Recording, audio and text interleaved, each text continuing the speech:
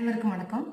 என் channel subscribe பண்ணுங்க, like பண்ணுங்க, share பண்ணுங்க, பக்கத்துல பெல் பட்டன் பிரஸ் பண்ணுங்க. அப்பதான் நான் போடுற வீடியோ உங்களை உடனுக்குடன் வந்து சேரும். இன்னைக்கு பார்க்க போறது என்னன்னா, ஈவினிங் ஸ்நாக்ஸ் நம்ம சாப்பிட்றதுக்கு செய்ய போறாங்க. ஆனியன் பக்கோடா எப்படி செய்யலாம்னு பார்க்கலாம் வாங்க. தேவையான பொருள் இது மாதிரி 3 பெரிய வெங்காயம் எடுத்து வச்சிருக்கேன். கருவேப்பிலை ஒரு 4-5 கொத்து எடுத்து வச்சிருக்காங்க. கடலை மாவு 1 கப் எடுத்து வச்சிருக்கேன். அரிசி மாவு சின்ன கப்பில் பாதி கப் எடுத்து வச்சுருக்கேன். மிளகாத்தூள் 2 ஸ்பூன் எடுத்து வச்சுருக்கேன். சால்ட்டு நம்ம தேவையான அளவு போட்டுக்கலாங்க. ஆயில் வந்து பாருங்கள், இது மாதிரி ஒரு டம்ளர் நிறைய ஆயில் எடுத்து வச்சுருக்கேன். இப்போது எப்படி செய்யலான்னு பார்க்கலாமா. ஆனியன் பாருங்கள், ஸ்லைஸ் பண்ணி வச்சுருக்கேன். இது வந்து இப்படி உதிர்த்தி விடணுங்க, இல்லாட்டி எல்லாம் ஒட்டி இருக்கும். நல்லா இது லேயராக வருங்க. நல்லா இப்படி உதிர்த்தி விட்டுக்குங்க. இதில் நம்ம சேர்க்க வேண்டியது கடலை மாவுங்க. கடலை மாவு ஃபஸ்ட்டு போட்டுடலாம். வச்சுருந்த கடலை மாவு ஃபஸ்ட்டு போட்டுடலாங்க. கொஞ்சம் நல்லா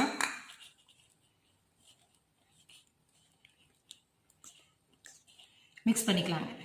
இப்போது அரிசி மாவு எடுத்து வச்சுருந்தேன் பாருங்கள், அதையும் இதில் போட்டுடலாங்க. கொஞ்சம் மிக்ஸ் பண்ணிக்கலாங்க.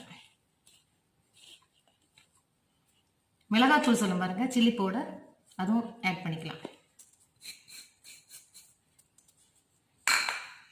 சால்ட் வந்து கொஞ்சம் கம்மியாக போட்டுருங்க, ஏன்னா வெங்காயத்துக்கு சீக்கிரம் சால்ட் அதிகமாயிரும். அதனால் ஒரு டேபிள் ஸ்பூன் நிறைய போட்டுக்கேன், அவ்வளோதாங்க. நம்ம கழுவி வச்சுருந்த கருவேப்பிலை நல்லா வாஷ் பண்ணி அதே ஒரு 5-6 கொத்து அப்படியே நல்லா இதில் போட்டுடலாங்க.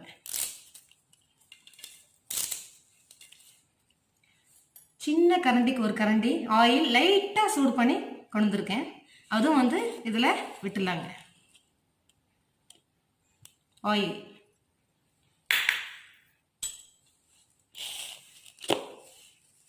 வாட்டர் வந்து சும்மா தெளிக்கணும், அவ்வளோதாங்க. இருக்குது ஒரு கொஞ்சோண்டு ஆயில் விட்டு இப்படி தெளிக்கணும். நிறைய விடக்கூடாதுங்க, தண்ணி ஆயிரும்.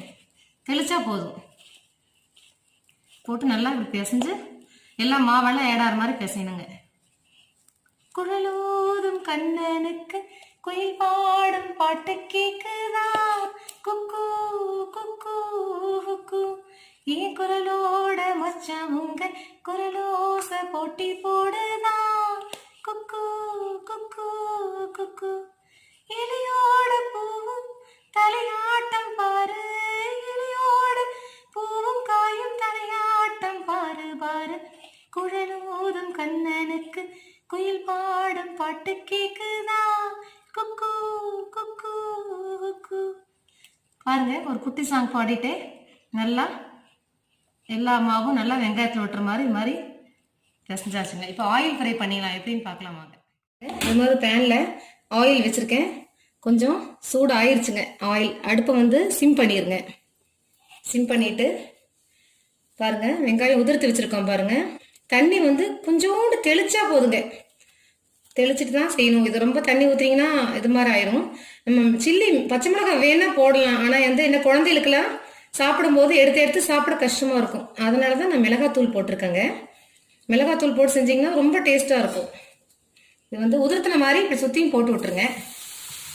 பாருங்க, சுற்றி இப்படி உதிர்த்தின மாதிரி போட்டு விட்டுருங்க.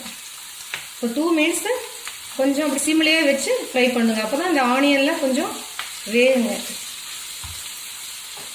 மலையோரம் வீசும் காத்து மனசோட பாடும் பாட்டு கேக்குதா கேக்குதா.